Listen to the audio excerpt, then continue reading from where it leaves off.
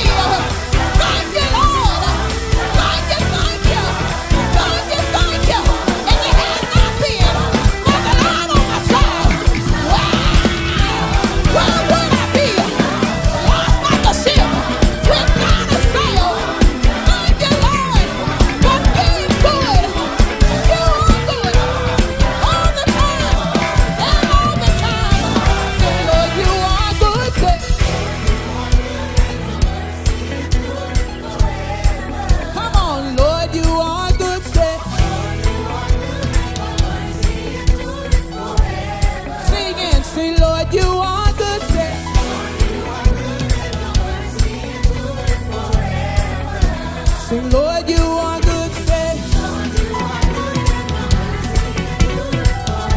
Come on right here. People from every nation. Come on, from generation. Hey, let me worship you. Oh, hallelujah. Come on, we worship you for who you are. Come on, one more time, say it. We worship you. Hallelujah. Yeah, we worship you for who you are. Come on, say it. For who you are. Last time, for who you are. Tell them, say you are good. Now come on, if you know him to be good, open up your mouth all over the house and make a joyful noise. Hallelujah. Oh, don't stop praising. Oh, don't stop praising him. Somebody said he's good all the time. This is the day that the Lord hath made. Let us rejoice and let us be glad in it. Welcome to our Biblecast. So happy to have you here with us. Those who've tuned in, whether it's Apple TV, Roku, Twitch, Amazon, Fire TV, YouTube, Facebook, various websites, however you're viewing, thank you for your viewership today. And if this is your first time and you're watching through a platform that will allow you to leave us a message, I want you to type the number 1 in the virtual chat. So I hope Global Family will know this is your first time viewing and they can appropriately welcome you to our ministry. We're excited that you're here today. So subscribe, like, comment, tag somebody, share this with us. It's going to be a great, great time today. We have a little different setup today. We have a duo today. I'm excited that we're going to be doing this tag team Bible study today. It's pretty cool today. We got not Batman and Robin, not Bunny and Clyde, not Michael and Scotty, or even Shaq and Kobe. Today we have Dewey and Marquise. So happy to have him with us, our intern. He's been with us all summer and excited about him being here. Just finished his freshman year at Morehouse, 18 years of age, getting ready to be a rising sophomore. How's it been, man of God? It's been pretty good. I'm doing pretty good. I'm happy to be here, and I'm happy to be a part of this lesson. So. Glad you're here with us. You know, we've been trying to have Bible studies on Sundays, and then come back and continue the conversation on Wednesdays this summer. And so you preached a message to our Hope Global Family on Sunday that was so powerful. Mm-hmm. And I said, you know what? Well, why not include him as part of the conversation? Since you gave the message and we both can talk about it. So we have an outline ready for you. If you go to that Bible study link right there on the website, you can actually click this Bible study outline. You can download it, and I want somebody to get it and put it in the chat so you can follow along with us. We've been talking about the summer shift, and you've been shifting with us the whole summer as we shifted from the cathedral to the theater, and you helped us in that regard. And how you think it's gone so far? Oh, it's going great. The energy, the people, the messages, the music, everything has been great. It's been major, and it's been enjoyable. And I look forward to church every week. Man, it's been exciting. It's the cathedral is a beautiful place, and we're excited about it. But that theater, the intimacy, the community, the energy, as you said, it's been explosive. I'm afraid to sleep late on Saturday because I don't want to miss Sunday morning. So I'm glad you're here with us. You've been a blessing to us. You and Anthony Mitchell, who's a rising senior at Clark Atlanta. You've been with us all summer, and you guys have done an amazing job. Just the energy you brought, both of you brought to the church, creativity, and so we're glad you're here, and we're thankful. So as you're watching, please subscribe, like, comment, share. It's going to be a great, great time. We're going to continue that theme of shifting. I thought it was just going to be for the month of June, and the shift was just going to be something that dealt with moving from the cathedral to the theater. But it's been more than that. I've seen people's lives shifts, and people have looked beyond just the geographical. What do you think? How do you feel the shift that has impacted people? I think it's impacted people in a major way, even beyond just the theater. I think people they've been able to, get different perspective when it comes to shifts, even in their own lives. You know what I'm saying? And have a better understanding, and even just you preaching, Dr. Connor, she preached a message, and then me, even as a preaching Sunday, it helped me to dig deep into different shifts in life and shifts we see in the Bible. You know what I'm saying? So the people has gotten to even get different preaching perspectives of shifts, and just overall, we've been able to have a deeper understanding of shifts in life. I completely concur. I mean, that's 3 different preachers on Sundays and 3 different Bible studies. Pastor Connor preached and taught Bible study about the shifts, and I didn't know it was going to be this intense and be this long, but I feel God is speaking to us through this. And one of the things I want to do, I wanted to kind of engage some theology in this series, and we've been talking about, of course, God being immutable, and not subject to change, immutability of God. God says in Malachi 3:6, I am the Lord and I change not. And I want to get that because in this world, so much is evolving. So I want to put that out there. We've been talking about the essence of God versus the energies of God, who God is, and then how God operates, being 2 different things, and that we don't confuse those two different things. Sunday, your message was from the book of Genesis, and you talked about the life of Joseph and how those shifts affect, you got to the Joseph's life and the shifts that he went through, but you also talked through various shifts that we all go through. I thought your story that you told to introduce the message was kind of telling about your trip to South Carolina and how you got that illumination, that revelation for the introduction. Can you talk about that a little bit? I think it was a powerful way to introduce that sermon. Yeah. So, when I was traveling, anything that I do, I always find a sermon. Absolutely. I think that's just a thing. I mean, Absolutely. I was at Top Golf one time with my brothers, and I'm standing, getting ready to hit the ball, and a message came up on the screen about, you not being able to move forward until you finish reviewing that play. You know what I'm saying? Yeah. And you just find sermons and everything. You're a preacher. So when that's what a real preacher does. When I got on that bus, and this is my first time riding a Greyhound, and I was paying attention, of course, to my environment. There wasn't that many people on the bus, and we got on the bus in a not so good area. I'd never done this before, and just hearing the young woman say to her child, "We just have to get through this." That did something to me. You know what I'm saying? To relay that message to your child, you know what I'm saying? And a lot of times when hearing those things at a young age, they resonate with us as we get older. And I began to think about even how that child will years later think about how in a hard situation or in a situation that didn't feel so good, his mom told them, "We just have to get through this." And it's funny that you said that because they were shifting. Transitioning from one place to the next, and it's uncomfortable. Right. But we're shifting. Right. And even though it's uncomfortable, you got to endure during the shift. Yeah. Yeah. And she's even relaying that message to her child. She shows us how shift takes strength. And that's something. How much strength it took for her to say that to her child.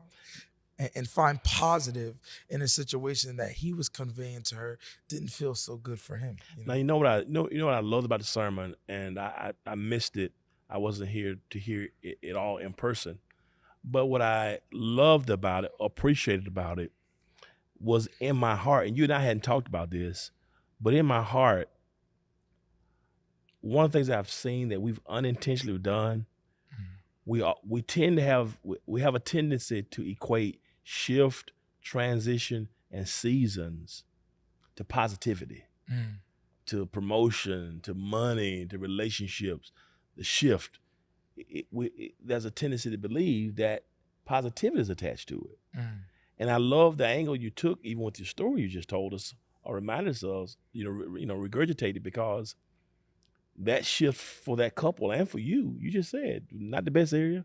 Greyhound, I haven't been on Greyhound in a long time. And Greyhound was uncomfortable, in some spots 30 years ago when I took Greyhound.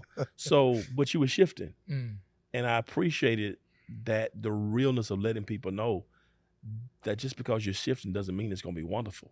Right. And I think preachers, we have to do a better job of showing balance, that every shift, every transition, every promotion Right. is not going to be wonderful.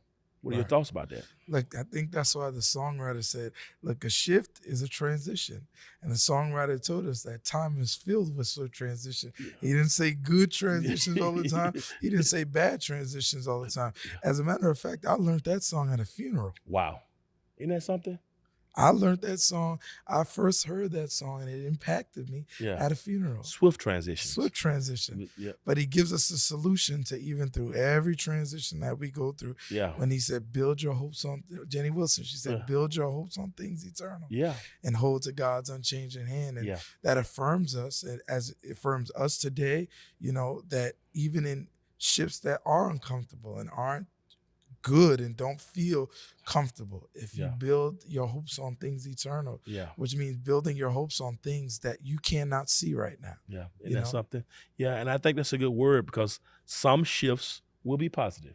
Some shifts will bring happiness. Some shifts will bring the raise or the promotion or the house or the relationship or the car. Some shifts will. But don't make the mistake of believing that every shift is going to be easy. I think that's the thing we've not done a good job on. And so you talked about some of the shifts that you've seen, some of the things that are happening presently. You talked about the Supreme Court. You talked about the governor of Florida and a few other things. You want to just kind of regurgitate those things for a moment? Yeah. Well, most recently, you know, we've seen a story on the news about Carly Russell. Yeah. And originally we thought she went missing, was kidnapped there in Alabama. And based on articles that were read, she ended up returning home. And we ended up finding out that she wasn't kidnapped. It was all a hoax. And I found that so many people were making jokes about that. You know what I'm saying? They thought that it was funny. You know what I'm saying?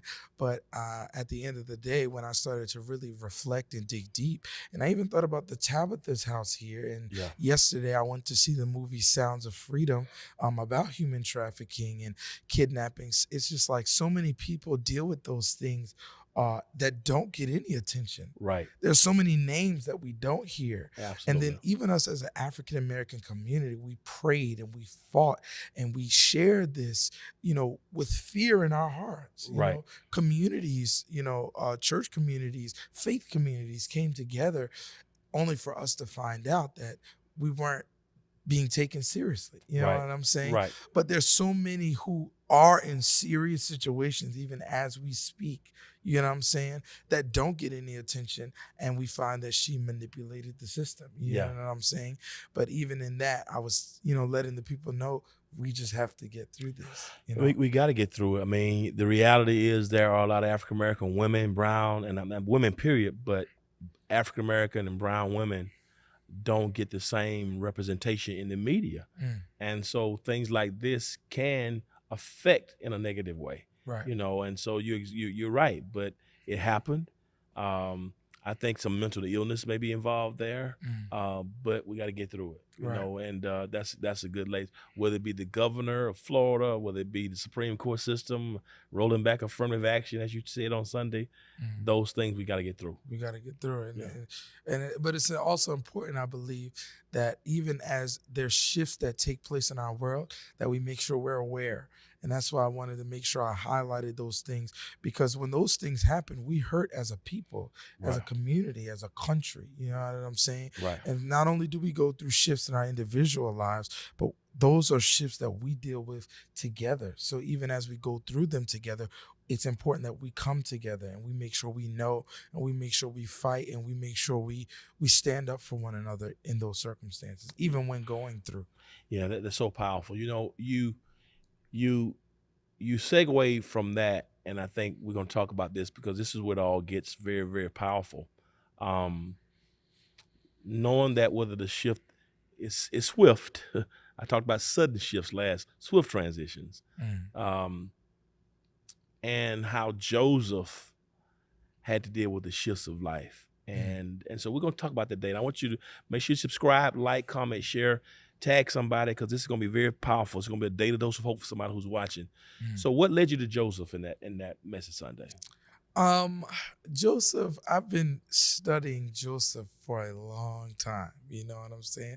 And one day I actually was having a conversation with Dr. Carter, and she was expressing to me how you find that one story or one passage in the Bible that you can relate to and that you can preach from so many different perspectives. Yeah. And that's been Joseph for me. You know Wow. what I'm saying? Wow. Joseph has been I've found a sermon, so many different sermons in Joseph. I've preached Wow. what I preach Sunday. I preach there's a method to God's providence from Joseph. Wow. There's been so many different sermons. So when I was praying to God about what to preach Sunday, along with some things I was going through in my personal life, God showed me three different points in Joseph that I had never preached before. And when he gave it to me, I said, let me dig deep into this. So let's talk about shifts for Joseph. What, in your estimation, what does a shift, or what did the shift look like for Joseph? Or did he have various shifts? I think Joseph had various shifts. He shifted locations a lot. He shifted, people he was surrounded by. He dealt with many different shifts. He shifted locations, people he was surrounded by, but his circumstances shifted, and they shifted rapidly. You know what I'm saying? In many different ways. But not only did he shift, in a situation, but he also shifted emotionally, I believe. I believe he shifted a lot of ways emotionally, traumatically. You get what I'm saying?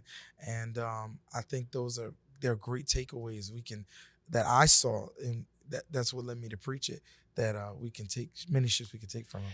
I want to just kind of take a cursory glimpse back to the beginning of his life because you dealt with Genesis 50. But if you go to the first time we really see him in Genesis 37, I think one of the things that I like about Joseph is he had a vision for shift before he saw manifestation of it. I think it's just a good point that, he had a dream about his brothers. I mean, basically, in essence, his brothers bowing to him.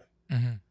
And long before that ever materialized, he saw it. And I think there are people who are watching, I'm speaking shift here. I want to speak in terms of vision. What do you believe is next for you? A lot of people won't receive a shift if you don't envision it. When I think about your life coming here from New Jersey to Morehouse,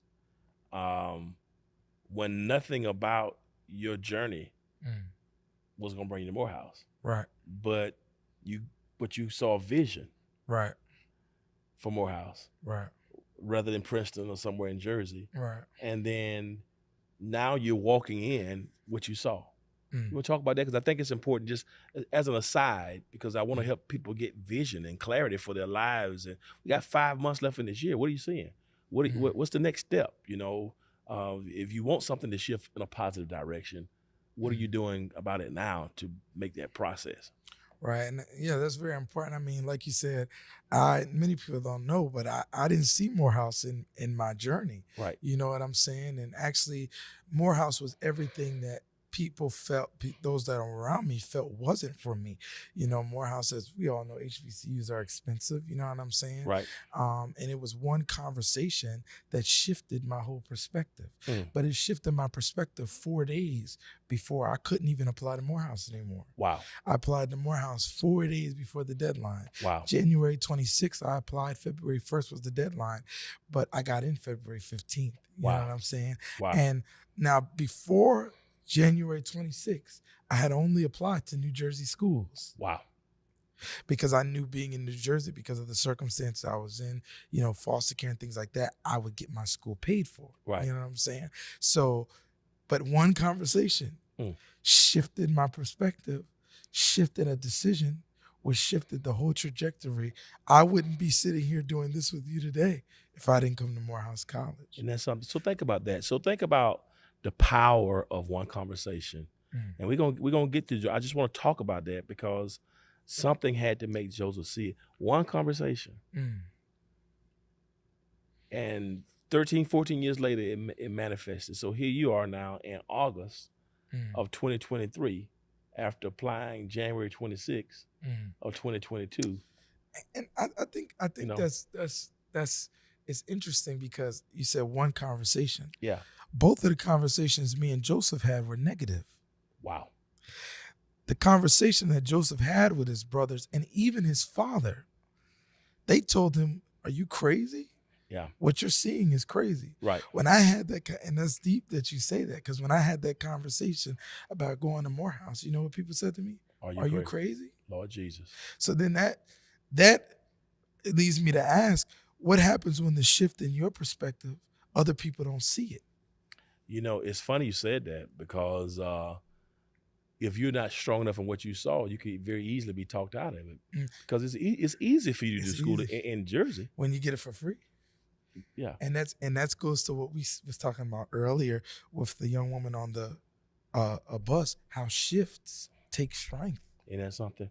Because it took strength for Joseph to stand firm in what he saw, right, when other people didn't see it. You know, it's one thing about Joseph that I don't like, or I'm not gonna say I don't like. It's a bit of constructive criticism. When you read the story, Joseph had several dreams and was hated by his brothers. We're gonna talk about that in a minute. Gonna come back to that in a minute because it was a powerful point you made Sunday. I don't want to get into it prematurely, but he told his brothers a dream. They hated him. Had another dream. Came back and told it to him again about them inevitably bowing to him. That was the essence of it. And they hated him the more. A part of my challenge with Joseph is, and I know it could be youth, but I wonder, did he handle with wisdom? I know God works out for our good, but sometimes you can exacerbate a situation that's already negative.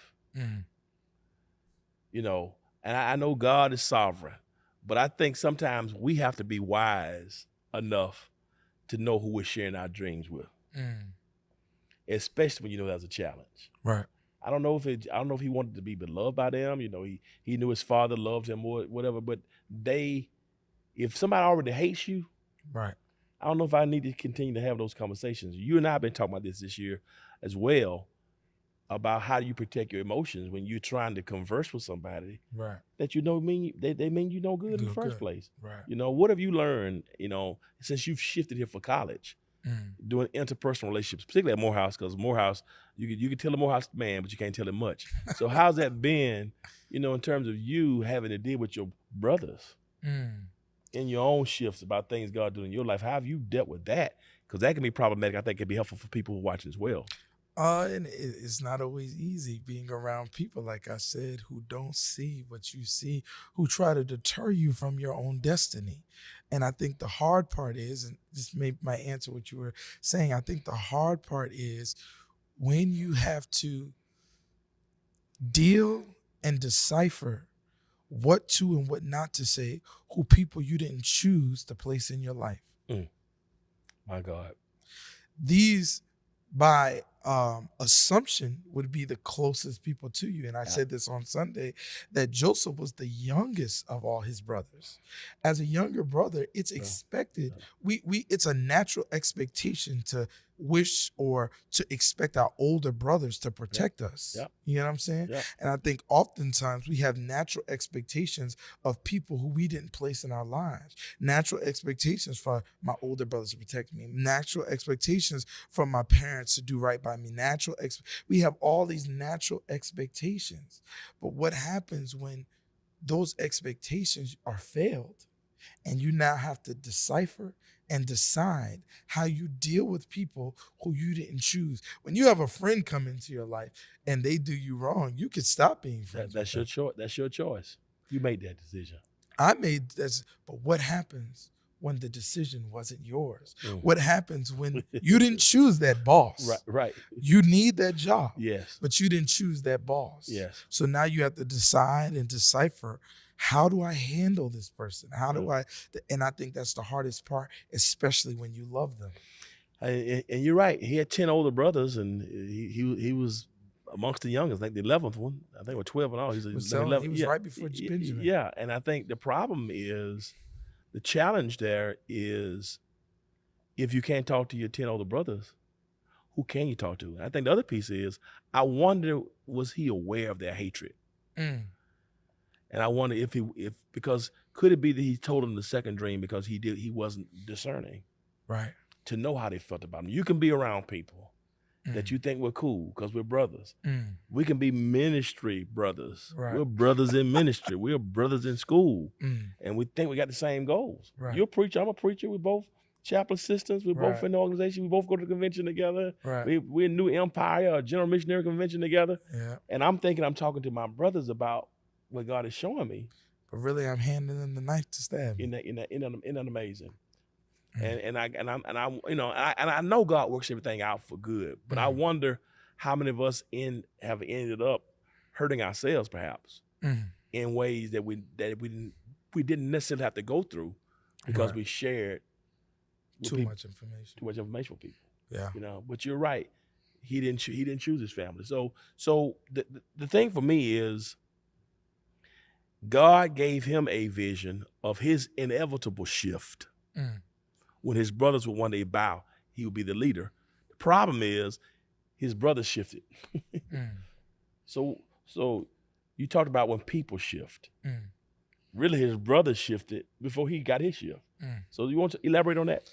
Yeah, so I went into that because although we may have expectations, we can't control how other people move. Mm. We can't control how other people act. Mm. And I think that's why I harped on that first point. God has your back even when people shift. Mm. Like you said, God never changes. His energy may change, but he remains the same. And it's important that sometimes when people shift in your life, it can get very discouraging, especially when you didn't expect them to. You didn't expect them to switch up on you. You didn't expect them to do certain things toward you.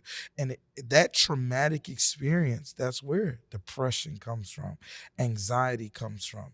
And I felt like some people who were there that morning needed to hear that even when other people shift, God still has your back, because oftentimes when other people shift, and I also talked about this, I said when others shift, they shift on us, and then we begin to shift on ourselves. My God.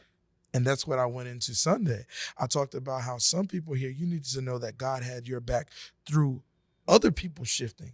But you also need to know that you need to get your head out the bleachers and get back in the game, because you shifted on yourself based on how other people have treated you. Lord have mercy. It's so powerful when you preach that, because the reality is God's desire to shift Joseph didn't change. Mm. His brother shifting had no bearing on God's inevitable plan to shift him. Mm. So the question is, if God's shift for you is coming, even when your brothers shift, the only thing that can throw it off is if you shift on yourself. Mm. That's true. You know what I mean? Because like you said, if you got your head in the bleachers, so Joseph has to respond a certain way in order for him to walk step in step with what God wants to do in his life. And but it's painful when your brothers really thought about killing you. Right. Yeah. And there are people today, who don't even know why they treat you like they treat you. They don't really realize there's something on your life Right. that brings about a desire for them to dominate you and control you. And you've gone through bullying before when you were in school because you were different. Right. And because you wouldn't bow, because you could sing, because you were playing the piano from brothers. Right. That's true. Who didn't even realize Right. when you're 13, 14, Right. why they were mishandling you. And you may not even have seen at that moment. Right. What do you say to the person who's having to deal with those types of, situations on a job or in a relationship where they're being mishandled? And something based upon something that they didn't do. I'll say this, and I could publicly speak about this because, it's happened. But when I got bullied, I ended up getting, kicked in the head and having to go to the hospital and things like that. And it ended up, was a court case and all that like that. And I remember so vividly that the lawyers came to my apartment and they asked me what I wanted to do, press charges, try to, do that things. And I told them, I don't want to do any of that. Mm. Wow. I said, I don't want to do any of that. God is my witness, and those people, the lawyers, are my witness. Wow. This was on the news and everything. I told them I don't want to do any of that. And I never told them why. And even at that moment, I didn't understand why I felt like that. I said, I would rather that person, get help because of what he did to me, rather than he sit in a jail cell and that jail cell can make him worse. My God. Without any help. At 14. At 14. And I'm not going to lie, I don't know why I was saying it then. But standing from where I am now, and I'm going a little further into the sermon. That's fine. That I talked about, God has your back even through your trauma. A lot of times, what people do to you really has nothing to do with you, but has everything to do with the trauma that they've experienced. And that is not making excuses for them. Right. But that's when you have a better understanding of why you're being dealt with in an improper way, it helps you to progress and continue to work on you so you don't become that to somebody else. Let me ask you this. Are you saying to me that Joseph's brothers' treatment of him could have very well had to do with the trauma that they had felt? I believe Joseph's brothers had trauma. Yeah, talk about that. And I believe they had trauma because the Bible talks about how Joseph was one of his father's favorite children. Yeah. One translation even says that Jacob loved Joseph more than he loved any of the other children. Yes. And I posed this question on Sunday. How would you feel if your parents didn't? And I'm pretty sure there's people out there that even deal with this. Yes, absolutely. How would you feel if your parents loved on one of your other siblings verbally,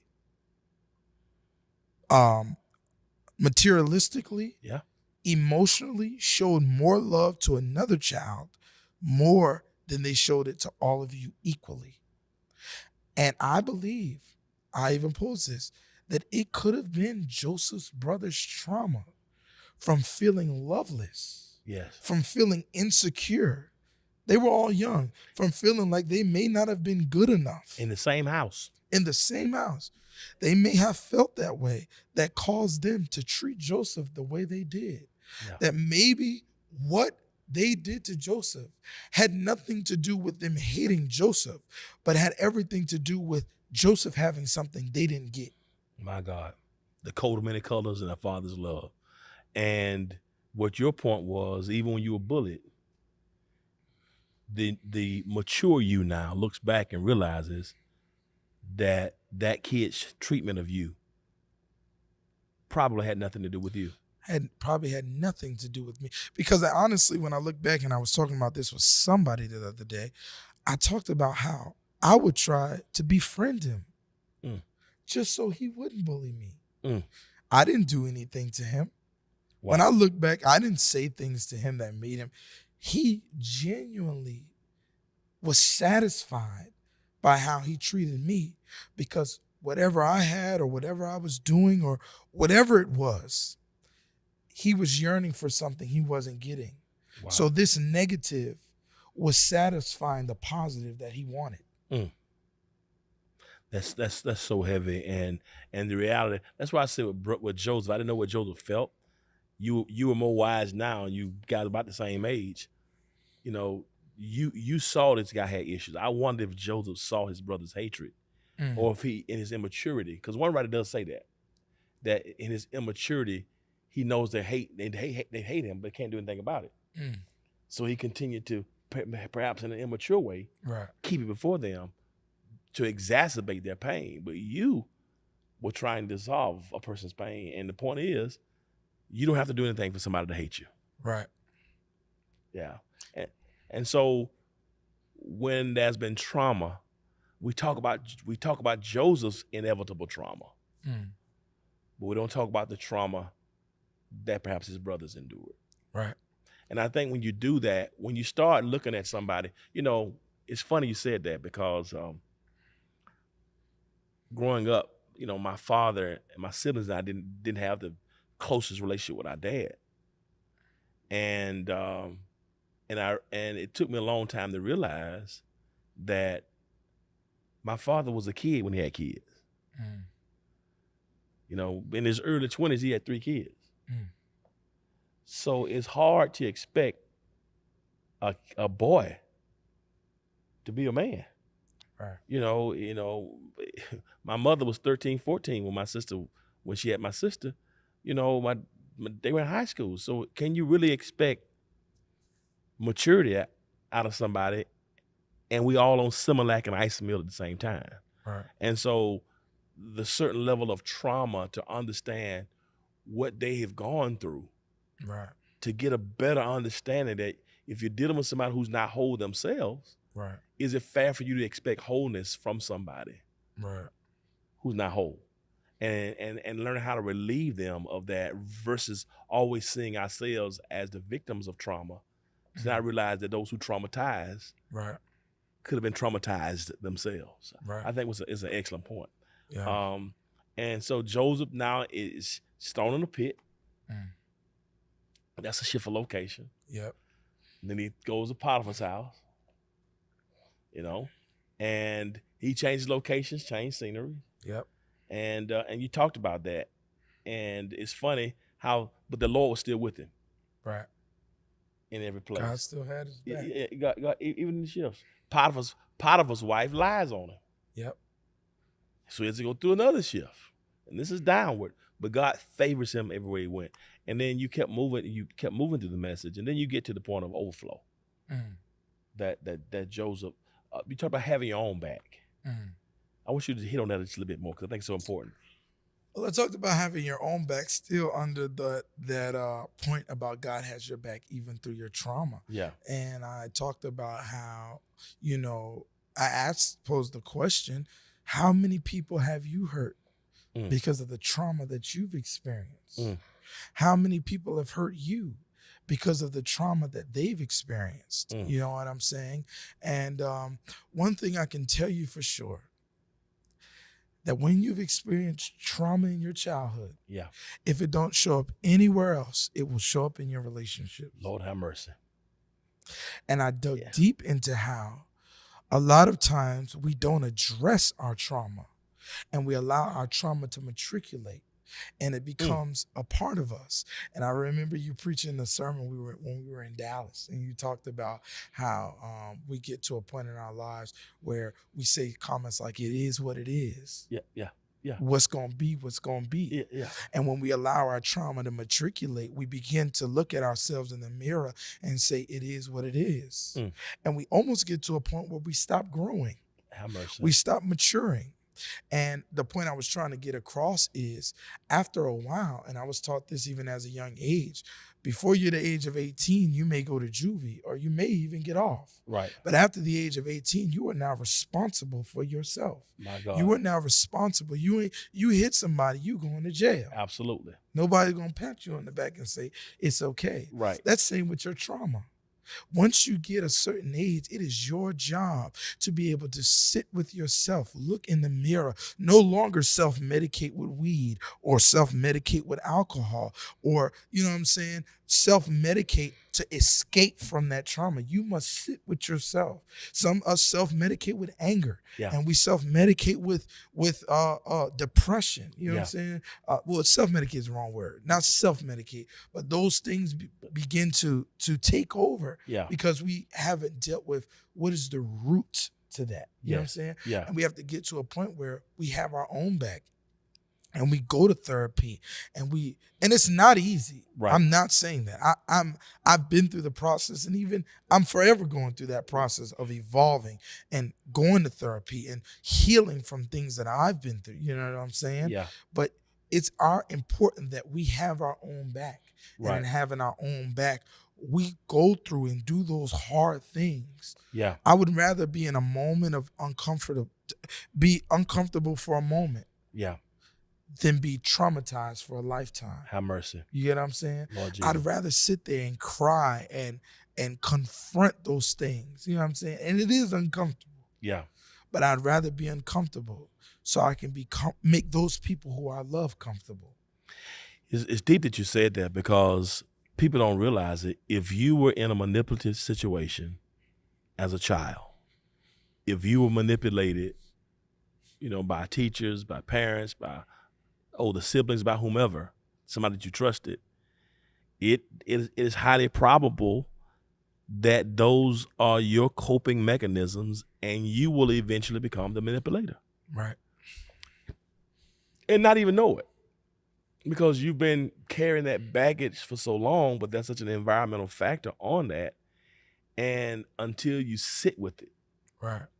and have people, because you and I had some deep conversations to how do you put the mirror up to have your own back? And I think that's showing up, like you said, Right. showing up to do the hard work to say, okay, this is what I've gone through. This is what I've been through.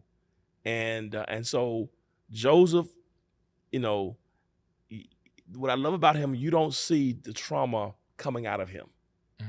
In the pit, in Potiphar's house, don't see any trauma. Not coming out of him. Goes to prison. He's there interpreting dreams of the butler, the baker, and years later, one of them have a dream. Now he comes to Pharaoh's palace, and you see no trauma. Right. You see him showing up, right? But then he finally meets his brothers.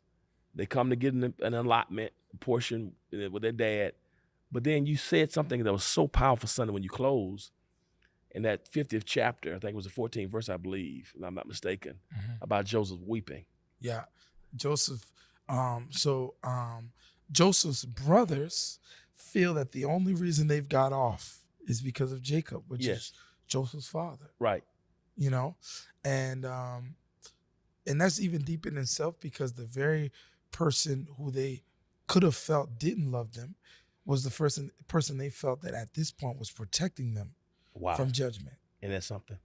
So in Genesis chapter 50 verses 14, we start to read about how Jacob, Joseph's father, is now dead. Right. And how Joseph's brothers begin to get scared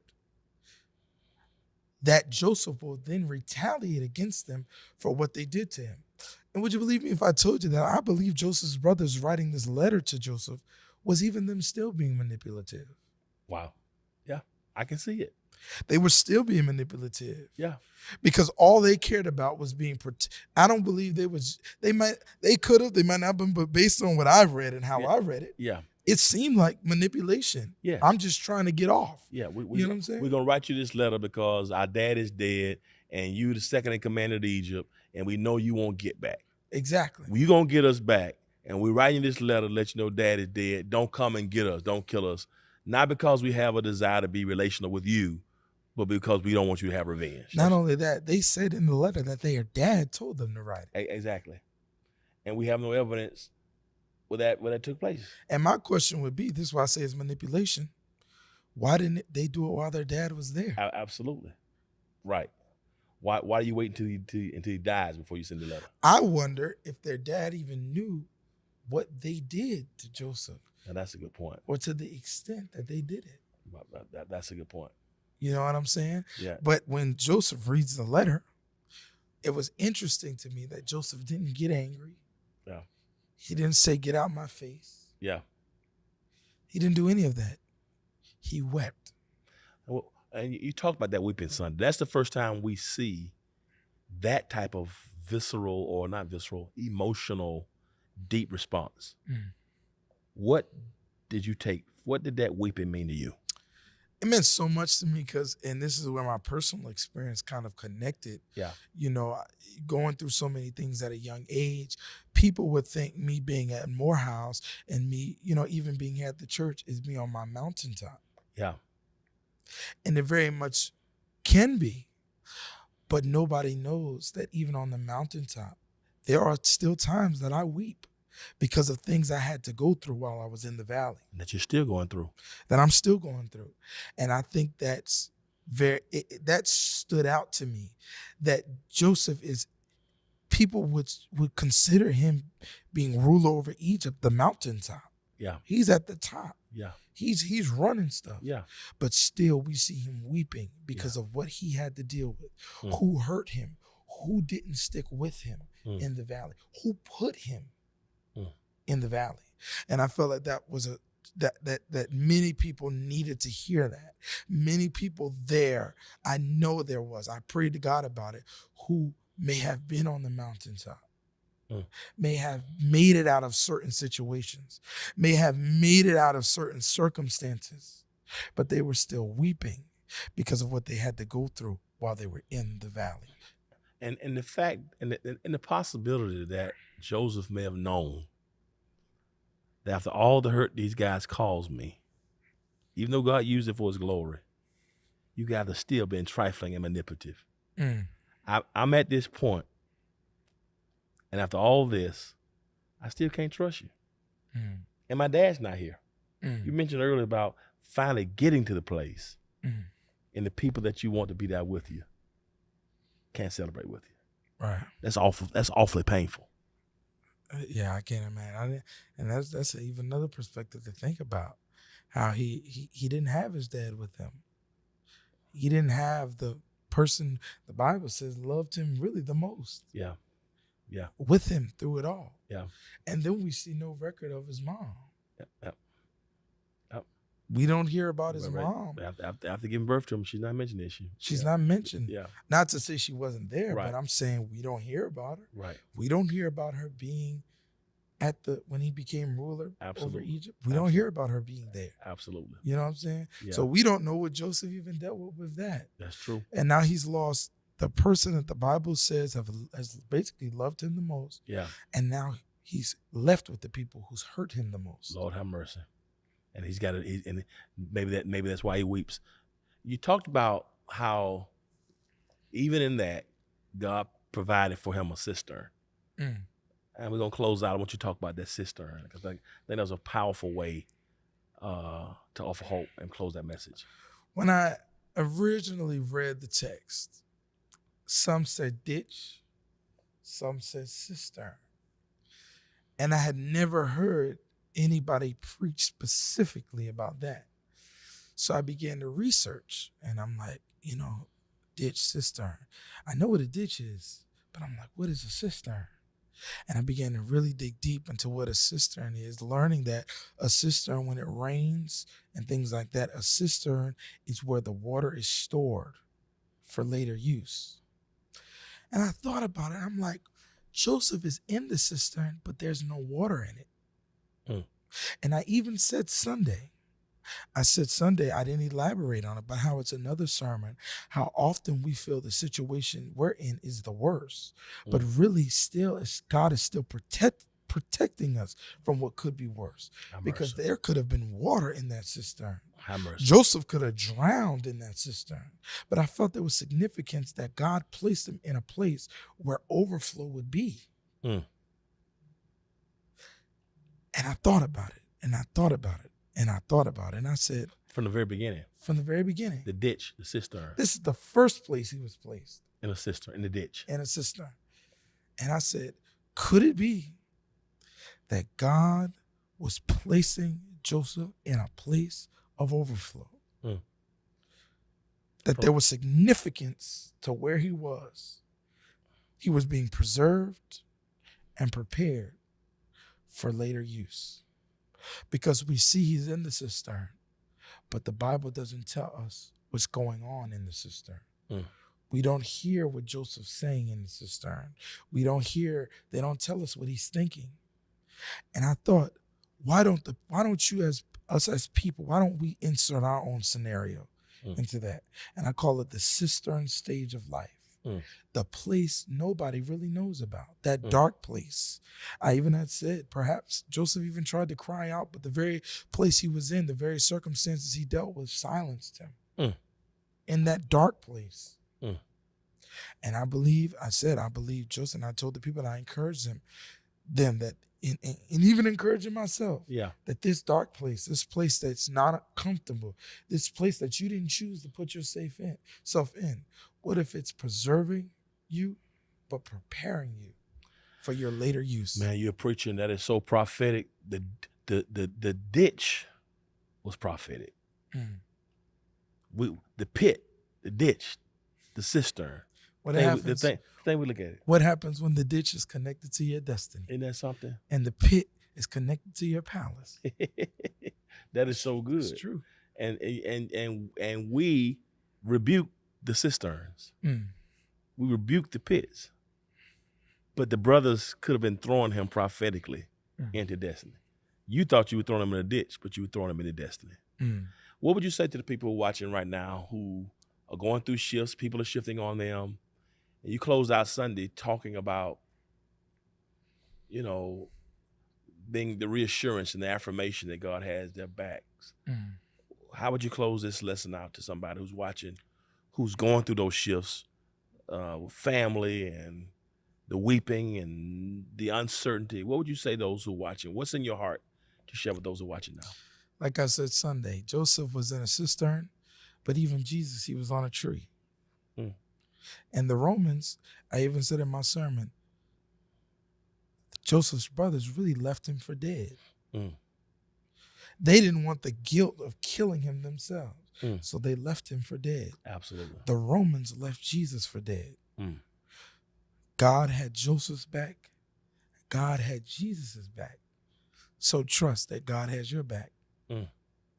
And Joseph and Jesus are just two examples of God having your back, and even Jesus, what other people doing to you has nothing to do with you, but has everything to do with their own trauma, but it has to do with where God is trying to take you. So wherever you are, whatever you're dealing with, it's hard. Don't get from what I'm saying that it's easy. Because what Jesus went through wasn't easy either. My God. He went to the garden. You know what I'm saying? Joseph was in a ditch, in a cistern. Jesus was on a tree. I don't know where you are right now, but just know that wherever you are, I believe you're being preserved and prepared for later use, and God has your back even through the process. Listen, family, those who are watching, I don't know who you are, but maybe you're going through those Joseph-like moments, and life has thrown you in a ditch. And I'm telling you, that's where the Lord can find you and prepare and preserve and protect you for later use. But it's so important that you invite the Lord Jesus to come into your life. And if you're here and you want to invite the Lord Jesus to come into your life, I want you to get your phone now, and I want you to text the word salvation to the number. Text that word. Get your phone and text salvation to 678-201-1351. It's on the screen. 678-201-1351. If you want to unite with this church, whether in person or whether virtually around the world, to be a Hope Global member, type the word connect. Text the word connect to 678-201-1351. And lastly, if you want prayer, our prayer warriors are standing by. Text that word prayer to 678-201-1351. Then lastly, if you want to give today, you were blessed by the message Sunday, and it's been like good meat and making its own gravy in your life, and you want to give. You want to give your tithe or give an offering. The ways you can give on the screen, through text to give or Cash App, Zelle. It's on the screen right now. I want you to give. Let the Lord know that you are receptive and that you're going to walk by faith in this message. My God, man of God, I just want to thank you for blessing the people of God today. And on Sunday, what a word from God. And thank you for the grace with which you have handled your journey and are handling your journey. As a young 18-year-old, you're full of wisdom, and God has given you wisdom and insight, and has such a great plan and call on your life, and being in those cisterns, you've been in them, and God is preserving, protecting, and preparing you for later use. And that's a good word, and so I want you to close this out today, and close this Biblecast out today, however you feel it. Thank you so much, and I want to thank you for this opportunity, and just the opportunity and trusting me, to preach on Sunday and share my convictions with the world. And to anybody out there, just like we prayed on Sunday, let me just pray for you, that those who are weeping and in a place where you're still hurting from those things, I speak healing over your life, and I speak that you will be whole again. I'm saying there's a whole you waiting on you, and you just have to put in the work. So God, we thank you for that person that's here watching, and they're struggling, God, and they're maybe even be wondering if you still had their back, God. We thank you because we affirm them and let them know now that you still have their back and that you're still walking with them, God.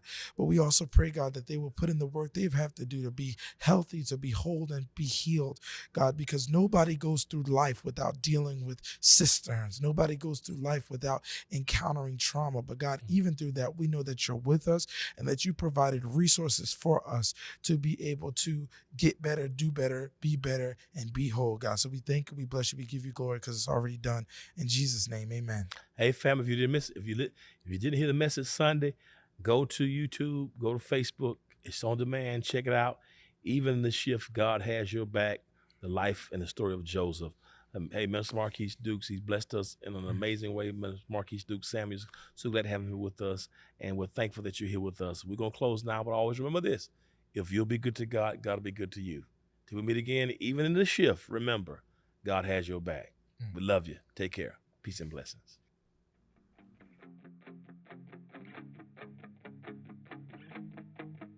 Crystal, you know I've been saying we've been saying for the last couple of weeks that it's really hard to believe that it's already back to school time. Like, that's right. Can't believe it. I mean, I know it came so fast, and we want to thank everyone who helped to participate in our back to school weekend. That's right. Now, don't forget about tomorrow's 6 a.m. prayer led by our very own Dr. Smith. For more information, just go to the church's website and you'll find everything you need right there. And I just have one question.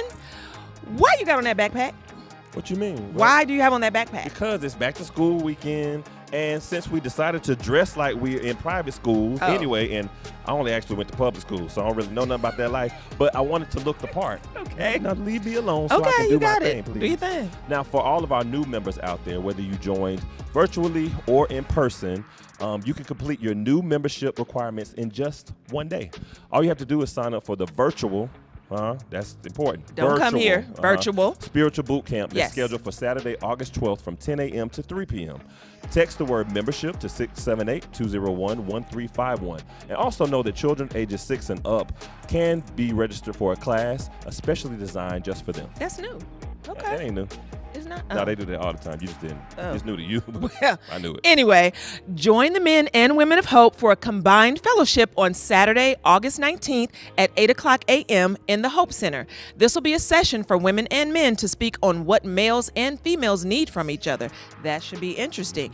Join us for this time of fellowship and fun discussion with a theme of I have needs. We all got needs now. Yeah. Mm-hmm. Now, where are all my seasoned saints? Let me hear you. The seasoned saints, make some noise. Define that. Crystal, you ain't Don't play with me. you ain't made Don't play with Okay. me. Well, we want all the seasoned saints to join.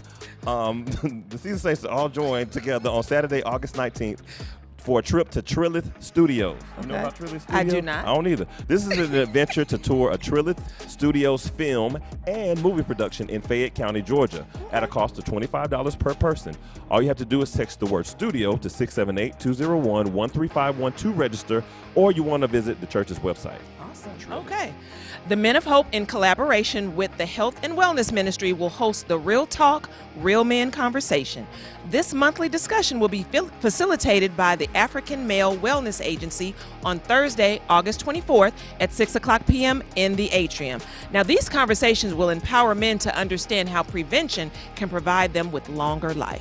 That's right. Yes. Longer life. I like that. Long life. Now, me and Crystal, we kind of let y'all slip a little bit last month, but y'all remember us talking about the invitation? Yes, I do. Some of y'all, let me see a show of hands, because I did this one time and some of y'all weren't telling the truth, I don't think. Let me see a show of hands for everybody, and if you're watching virtually too, you too, for all of those who have invited somebody this year.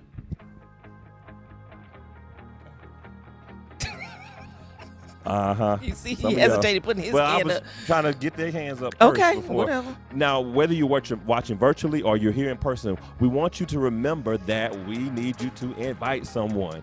All right? So for the rest of this year, we want you to continue to invite people. We in this new vortex situation here, huh? Yeah. The vortex? Yeah. The vortex. When I think about the vortex, I think about the Matrix for Okay, some reason. go. But we in the vortex, so you need to invite somebody into this worship experience in the vortex. Let me just say, huh? Yeah. Ain't it been something? It's given. So make sure that you you're inviting people.